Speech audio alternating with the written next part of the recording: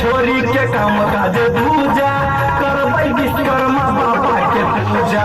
भाई रे छोरी के काम काज दूजा करबै विश्वकर्मा बाबा के पूजा।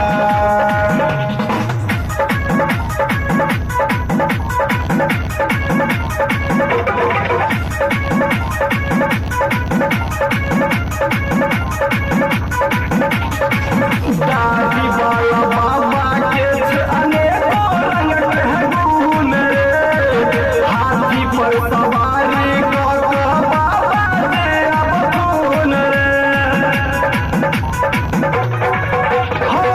दादी वाला बाबा के अनेको रंग के गुण रे, हाथी पर सवारी कर बाबा रे अब खून रे।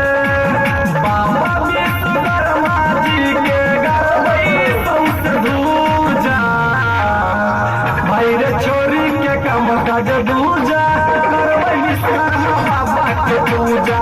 भाई रे छोरी के काम काज दूजा करबै विश्वकर्मा बाबा के पूजा।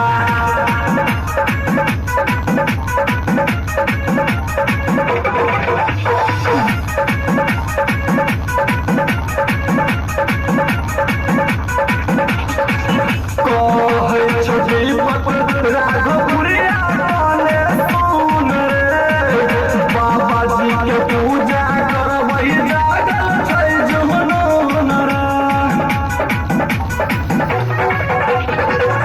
कहे छोटी पत्र राघवपुरिया काने सुन रे, बाबा जी के पूजा करबै जागल छै जुनून रे। चंदन चरण कहो आबै कन सोझा, भाई रे छोरी के काम काज दूजा